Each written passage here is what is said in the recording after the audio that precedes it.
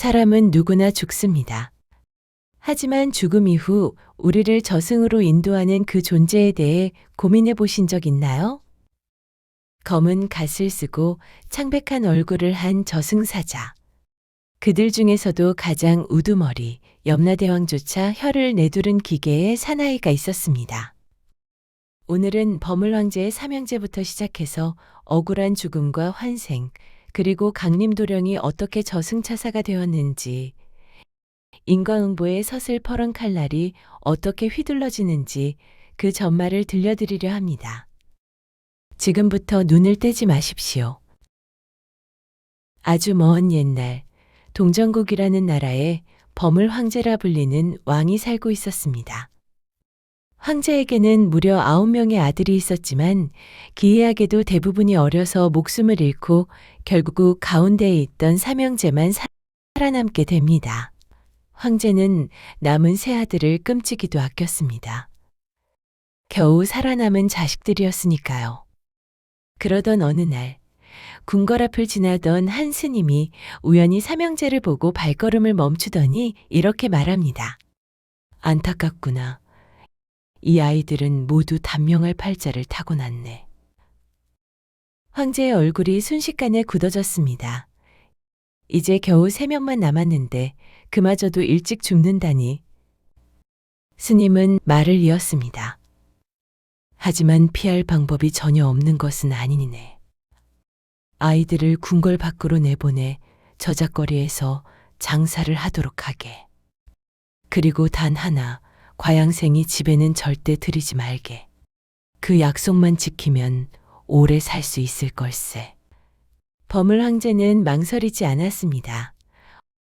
왕의 자리보다 아들들의 목숨이 더 중요했기 때문이죠.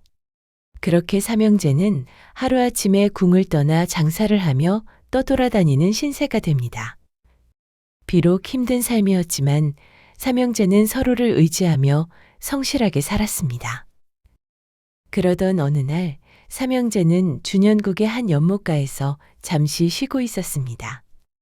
오랜 여정에 지친 몸, 땀으로 범벅이 된 옷. 이대로 하룻밤 노숙을 해야 하나 고민하던 그때였습니다. 한 명의 아름다운 여인이 다가와 부드럽게 말을 걸어왔습니다. 나그네님들 많이 피곤해 보이시네요. 제 집이 바로 근처에 있으니 잠시 들러 쉬어 가시지 않겠어요? 지친 몸과 마음에 삼형제는 경계심을 풀고 여인의 제안을 받아들였습니다. 하지만 그곳이 바로 스님이 경고했던 과양생이의 집이었습니다. 여인의 집에는 상상도 못할 만큼의 진수성찬이 차려졌습니다. 술까지 곁들여지자 삼형제는 이내 깊이 취해 잠이 들고 맙니다. 그리고 그날 밤 여인의 본 모습이 드러났습니다. 그녀는 바로 사람을 꿰어 죽이고 재물을 빼앗는 과양각시였던 것입니다.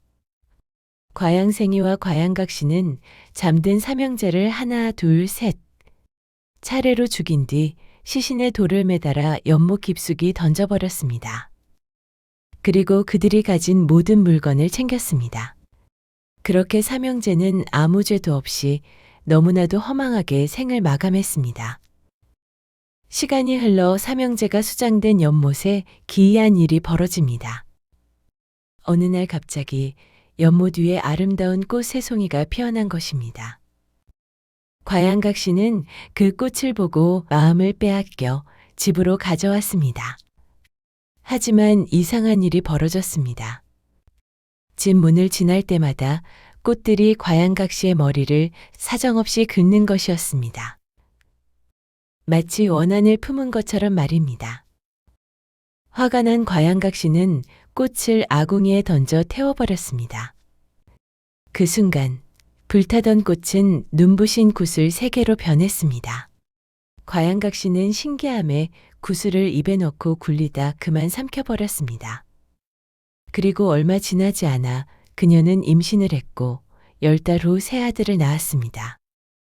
이 아이들은 남달랐습니다. 태어날 때부터 총명했고 자라면서도 비범함을 보였습니다. 과양생이 부부의 자랑이 되었습니다. 마침내 15이 되던 해 세영제는 나란히 과거의 급제에 모두 장원을 차지했습니다. 과양생이 부부는 세상을 다 가진 듯 기뻐했습니다. 아들들이 돌아오는 날 성대한 잔치를 벌였습니다. 하지만 기쁨도 잠시. 삼형제가 집 문턱을 넘는 순간 아무 예고도 없이 그 자리에서 쓰러져 죽고 말았습니다. 병도 상처도 없었습니다. 문턱을 넘는 순간 그 자리에서 숨이 끊어졌습니다. 과양생이 부부는 제정신을 잃은 듯 울부짖었습니다. 왜 이런 일이? 하지만 누구도 이유를 알 수 없었습니다. 과양생이 부부는 억울함을 풀기 위해 매일같이 관아를 찾아갔습니다. 원님, 제 아들들이 아무 이유 없이 죽었습니다. 이 억울함을 풀어주십시오. 김치원님 역시 고민에 빠졌습니다. 병도 없고 상처도 없고 그냥 갑자기 죽어버린 사람들. 이건 사람의 힘으로 해결할 수 있는 문제가 아니었거든요. 고민 끝에 김치원은 한 사람을 불렀습니다. 바로 강림도령이었습니다. 강림도령, 내가 저승에 가서 염라대왕을 데려오너라. 네? 염라대왕을요? 말도 안 되는 명령이었습니다. 염라대왕은 저승을 다스리는 왕인데 어떻게 산 사람이 가서 잡아온단 말입니까? 강림도령은 절망했습니다. 이건 죽으러 가라는 명령과 다름없었죠. 하지만 원님의 명을 거역할 수도 없었습니다. 집으로 돌아온 강림도령이 죽을 각오를 하자 그의 부인이 나섰습니다. 여보, 아직 포기하지 마세요. 저승에 가려면 준비가 필요합니다. 부인은 먼저 조왕신에게 제사를 지냈습니다. 조왕신은 부엌을 지키는 신으로 집안의 모든 일을 알고 있었습니다. 부인은 정성껏 밥을 짓고 맑은 물을 떠서 제단에 올렸습니다. 조왕신님, 제 남편이 저승길을 가야 합니다. 부디 길을 열어주소서. 그러자 조왕신이 나타나 말했습니다. 강림도령이여, 저승으로 가는 길은 세 갈래가 있느니라. 첫 번째 길은 금으로 된 길, 두 번째 길은 은으로 된 길, 세 번째 길은 구리로 된 길이다. 금길과 은길은 죽은 사람들이 가는 길이니 너는 반드시 구리길로 가거라. 그 길만이 산 사람이 갈 수 있는 길이니라. 강림도령은 고개를 숙여 감사를 표했습니다. 다음으로 부인은 문전신에게 제사를 지냈습니다. 문전신은 집의 대문을 지키는 신으로 모든 출입을 관장합니다. 문전신님, 제 남편이 저승의 문들을 통과할 수 있도록 도와주소서. 문전신이 나타나 말했습니다. 강림도령, 저승에는 8개의 큰 관문이 있느니라. 이것을 주마. 문전신은 강림도령에게 특별한 부적 8장을 주었습니다. 각각의 부적에는 관문을 통과할 수 있는 주문이 적혀 있었죠. 부인은 또한 강림도령에게 여러 가지 물건을 챙겨주었습니다. 서방님, 이 떡 7덩이를 가져가십시오. 이것은 단순한 떡이 아니라 길목을 지키는 가신들께 드리는 정성입니다. 그리고 저승에서 먹을 양식과 저승에서 쓸 노잣돈도 함께 준비했습니다. 마지막으로 부인은 붉은 밧줄 하나를 강림도령의 손에 쥐어주었습니다. 이 붉은 포승줄을 잘 간직하세요. 언젠가 필요한 순간이 올 것입니다. 마침내 모든 준비가 끝났습니다. 강림도령은 부인에게 작별 인사를 했습니다. 내가 돌아오지 못할 수도 있어. 걱정하지 마세요. 당신은 반드시 돌아올 거예요. 강림도령이 집을 나서자 조왕신이 알려준 대로 세 갈래 길이 나타났습니다. 첫 번째 금길은 눈부시게 빛났습니다. 아름다운 꽃들이 피어 있고 은은한 향기가 났습니다. 하지만 강림도령은 그 길로 가지 않았습니다. 두 번째 은길도 환하게 빛났습니다. 맑은 시냇물이 흐르고 새들이 지저귀는 평화로운 길이었습니다. 하지만 강림도령은 역시 그 길로 가지 않았습니다. 세 번째 구릿길은 어두웠습니다. 덤불이 우거지고 안개가 자욱했습니다. 하지만 이것이 바로 산사람이 갈 수 있는 유일한 길이었습니다. 강림도령은 용기를 내어 구릿길로 들어섰습니다. 걷고 또 걸었습니다. 얼마나 걸었을까요? 시간의 개념이 사라진 것 같았습니다. 해도 뜨지 않고 달도 뜨지 않는 길. 삼거리에 다다랐을 때 한 노인이 굶주린 채 앉아 있었습니다. 강림도령은 부인이 준 떡 하나를 꺼내 노인에게 건넸습니다. 어르신, 이거라도 드시고 기운을 차리세요. 노인은 눈물을 글썽이며 떡을 받아 먹었습니다. 그리고 놀라운 말을 했습니다. 강림아, 알아보겠느냐? 나는 내 조상이니라. 알고 보니 그 노인은 강림의 조상신이었습니다. 조상신은 손가락으로 서쪽 하늘을 가리켰습니다. 그곳으로 가거라. 하지만 조심하여라. 이제부터 8개의 관문을 지나야 하니. 조상신의 도움으로 저승문턱을 넘었으나 진짜 고난은 이제부터였습니다. 제1관문 초곡문에 도착했습니다. 거대한 문이 굳게 닫혀 있었습니다. 문지기가 창을 들고 서 있었죠. 멈춰라. 이곳은 저승의 입구다. 산 사람은 들어올 수 없다. 강림도령은 문전신이 준 첫 번째 부적을 꺼냈습니다. 문전신의 명을 받들어 왔소. 부디 문을 열어주시오. 부적에서 빛이 나자 문지기는 놀라며 문을 열어주었습니다. 제2관문 불길산에 도착했습니다. 두 번째 관문은 온통 불길로 뒤덮인 산이었습니다. 불꽃이 하늘 높이 치솟았고 뜨거운 열기가 몰려왔죠. 산 곳곳에서 죄인들의 비명이 들려왔습니다. 생전에 살생을 일삼고 불을 지르고 분노로 남을 해친 자들이 끓어오르는 불 속에서 고통받고 있었습니다. 이 불길을 어떻게 건너지? 강림도령이 두 번째 부적을 꺼내 주문을 외우자 불길이 잠시 갈라지며 길이 열렸습니다. 강림도령은 숨을 참고 재빨리 뛰어 건넜습니다. 옷자락이 불에 타 재가 되었지만 다행히 무사히 건널 수 있었죠. 제3관문 얼음강에 도착했습니다. 세 번째는 차갑게 얼어붙은 강이었습니다. 강물은 꽁꽁 얼어 있었고 칼날처럼 날카로운 얼음 조각들이 강을 가득 메우고 있었습니다. 얼음 속에는 사람들이 갇혀 있었습니다. 생전에 인색하게 굴고 냉혹하게 남을 대하고 부모에게 불효한 자들이었죠. 그들은 차가운 얼음 속에서 영원히 얼어붙은 채 후회하고 있었습니다. 강림도령이 세 번째 부적으로 주문을 외우자 얼음이 잠시 녹으며 작은 배 하나가 나타났습니다. 강림도령은 그 배를 타고 강을 건넜습니다. 하지만 너무 추워서 온몸이 얼어붙을 것 같았습니다. 제사관문 칼산에 도착했습니다. 네 번째는 온통 칼날로 이루어진 산이었습니다. 날카로운 칼들이 숲을 이루고 있었고 한 발짝만 잘못 디뎌도 베일 것 같았습니다. 이곳에서는 생전의 칼로 사람을 죽이고 무력으로 남을 괴롭히고 전쟁에서 무고한 이들을 학살한 자들이 끝없이 칼에 베이며 고통받고 있었습니다. 강림도령은 조심조심 걸었습니다.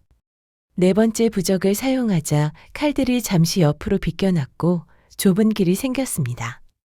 그래도 몇 번이나 칼에 베어 피가 났지만 강림도령은 이를 악물고 계속 나아갔습니다. 제5관문 독사림에 도착했습니다.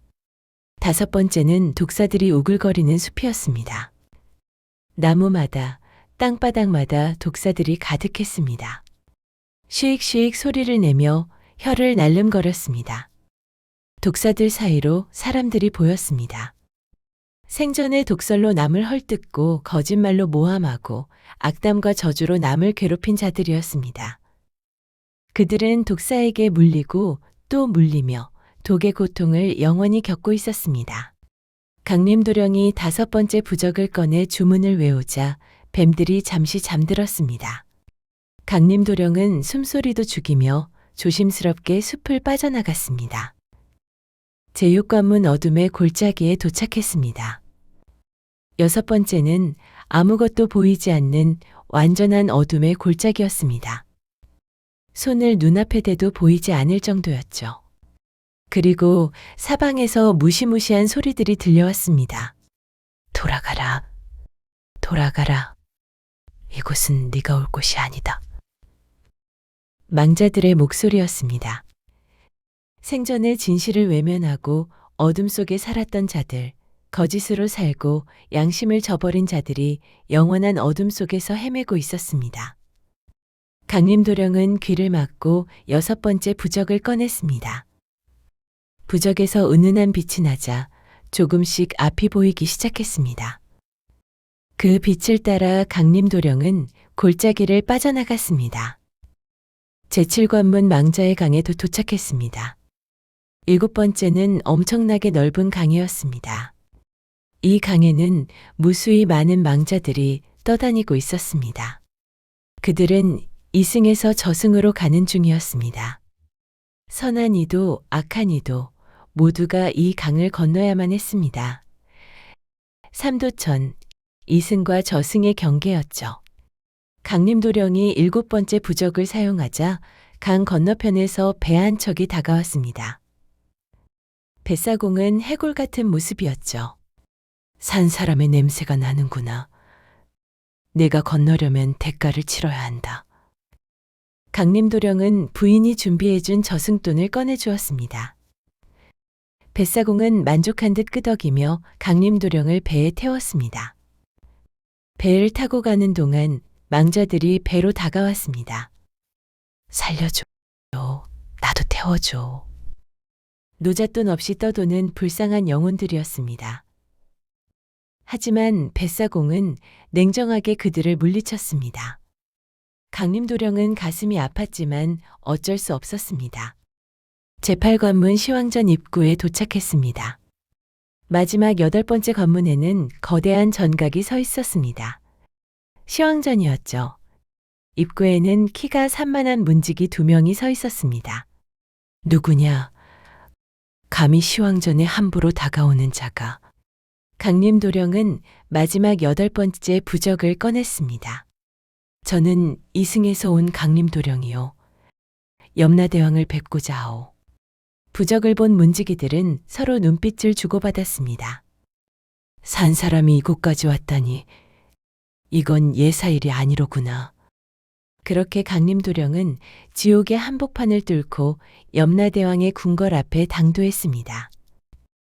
드디어 나타난 지옥의 군주, 염라대왕. 수천 명의 귀조를 거느리고 화려한 가마를 타고 지나가는 염라대왕의 행차. 대지가 흔들렸습니다. 수많은 망령과 귀졸들이 호위하는 가운데 강림은 길 한복판에 서서 길을 막아섰습니다. 귀졸들이 창을 겨누었습니다. 무례한 놈, 대왕님의 행차 앞을 막다니. 하지만 강림은 눈 하나 깜짝하지 않았습니다. 오히려 큰 소리로 외쳤죠. 염라대왕, 인간 세상의 명을 받들어 당신을 체포하러 왔소. 한순간 정적이 흘렀습니다. 그리고 천둥 같은 웃음소리가 터져나왔습니다. 하하하하. 일개 미천한 인간이 감히 지옥의 왕에게 체포라니. 내 놈의 간이 배 밖으로 나왔구나. 염라대왕이 무서운 기세로 강림을 짓눌렀습니다. 주변의 귀졸들이 모두 무릎을 꿇을 정도의 압도적인 위압이었죠. 하지만 강림도령은 꿋꿋이 서 있었습니다. 대왕이라고 해서 억울한 죽음을 방치할 수는 없소. 이승에서 벌어진 일을 밝혀야 하오. 염라대왕은 강림을 빤히 바라보았습니다. 이 인간, 보통이 아니었습니다.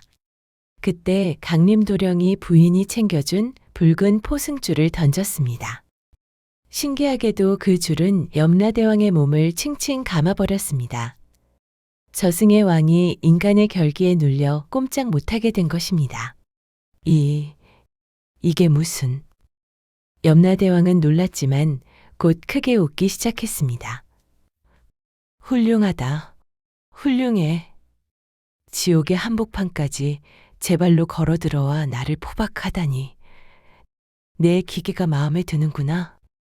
기계에 감탄한 염라는 결국 강림의 청을 들어 이승으로 동행하기로 합니다. 좋다. 내가 직접 이승으로 가보겠다. 무슨 일인지 확인해 보자꾸나. 먼저 가 있으면 내가 3일 후에 가도록 하마. 강림도령은 이승으로 돌아왔습니다. 하지만 원님은 믿지 못했습니다. 뭐? 염라대왕이 온다고? 내가 감히 나를 속이느냐? 원님은 강림도령을 옥에 가둬버렸습니다. 다음 날 관아에 이상한 기운이 감돌기 시작했습니다. 갑자기 하늘이 어두워지고 찬바람이 불어왔습니다. 그리고 염라대왕이 나타났습니다.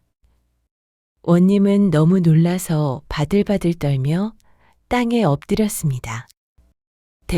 대왕님, 죄송합니다. 내가 나를 부른 자냐? 어찌된 일인지 설명하거라. 원님은 과양생이 삼형제의 이야기를 떨리는 목소리로 설명했습니다. 염라대왕은 고개를 끄덕이더니 말했습니다. 과양생이 부부를 이리 데려오너라. 과양생이 부부가 끌려왔습니다. 염라대왕은 그들을 보자마자 생사부를 펼쳤고 모든 진실이 드러났습니다.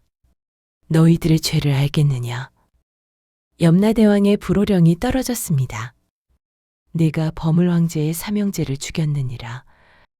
그 삼형제의 혼이 꽃이 되고 구슬이 되어 내 뱃속에 들어가 다시 태어났다. 너희가 죽인 그 형제들을 너희가 낳고 키우고 사랑하게 만들었지. 그리고 마침내 집으로 돌아왔을 때 그들은 복수한 것이다. 과양생이 부부는 그제야 모든 것을 깨달았습니다. 아니, 그럼 내 아들들이... 그렇다. 내가 죽인 바로 그 삼형제였느니라. 남의 자식을 죽인 죄, 그 자식을 내 자식으로 키우며 기쁨을 누리게 한 뒤 다시 뺏어가는 고통으로 갚게 한 것이다. 염라대왕은 엄숙하게 선언했습니다. 과양각시, 너희 죄는 용서받을 수 없다. 과양생이 부부는 그 자리에서 재가 되었고 그 가루들은 여름밤 우리를 괴롭히는 모기와 빈대가 되었다고 전해집니다. 남의 피를 빨아먹고 산 죄를 영원히 갚게 된 것이죠. 염라대왕은 범을황제의 삼형제를 다시 살려냈습니다. 그리고 삼형제를 부모인 범을황제에게 돌려보냈습니다. 모든 일이 끝난 뒤 염라대왕은 강림도령을 빤히 바라보았습니다. 강림도령. 예, 대왕님. 네, 용기와 집념이 참으로 대단하구나. 지옥의 한복판을 걸어 들어와 나를 찾아온 자는 내가 처음이니라. 염라대왕은 잠시 침묵하더니 말을 이었습니다. 이승의 김치원에게는 강림의 몸을 주고 나 염라는 강림의 영혼을 가져가겠다. 그게 무슨 말씀이옵니까? 네가 이승에서 한 일은 끝났다. 하지만 내 영혼은 저승에서 새로운 임무를 맡아야 한다. 결국 강림도령의 육신은 이승에서 숨을 거두었습니다. 하지만 그의 영혼은 저승으로 불려갔습니다. 염라대왕이 강림에게 검은 관복을 입히고 한 손에는 명부를, 다른 한 손에는 포승줄을 쥐어주었습니다. 이제 너는 강림도령이 아니다. 강림차사이니라. 억울한 죽음을 살피고 죄 지은 자를 엄히 꾸짖으며 망자를 인도하는 저승의 우두머리가 되거라. 강림차사가 탄생하는 순간이었습니다. 지금도 누군가의 마지막 길을 지키는 그의 눈매는 여전히 날카롭고 서늘합니다. 과양생이 부부의 탐욕이 모기가 되고 강림의 용기가 신이 된 이야기. 여러분은 오늘 어떤 씨앗을 심고 계십니까? 우리가 내뱉은 말 한마디, 행동 하나가 훗날 어떤 꽃이나 칼날이 되어 돌아올지는 아무도 모릅니다. 인과응보. 이 네 글자가 얼마나 무서운 진리인지 오늘 이야기가 잘 보여주고 있습니다. 과양생이 부부는 단지 재물을 탐했을 뿐이었습니다. 하지만 그 죄가 돌고 돌아 자신이 가장 사랑하는 아들들을 잃는 고통으로 돌아왔습니다. 그리고 영원히 모기와 빈대가 되어 저주를 받았습니다. 반대로 강림도령은 정의를 위해 목숨을 걸었습니다. 불가능해 보이는 임무였지만 그는 포기하지 않았습니다. 부인의 도움을 받아 준비하고 조왕신과 문전신의 축복을 받아 길을 찾았죠. 8개의 험난한 관문을 하나하나 통과하며 지옥의 한복판까지 걸어 들어가 염라대왕을 설득했습니다. 그리고 그 공로로 저승차사의 우두머리가 되었습니다. 오늘 밤 조용히 아궁이 앞 조왕신께 부끄럽지 않은 하루였는지 물어보시는 건 어떨까요? 달빛 아담이 준비한 이야기가 여러분의 지친 마음에 작은 위로와 깨달음이 되었기를 바랍니다. 오늘 이야기가 마음에 닿으셨다면 구독과 좋아요로 따뜻한 마음을 나누어 주세요. 저는 다음 시간에도 여러분의 눈과 귀를 사로잡을 더 깊고 풍성한 야담으로 다시 찾아오겠습니다. 오늘 하루도 고생 많으셨습니다. 평안한 밤 되시길 바랍니다.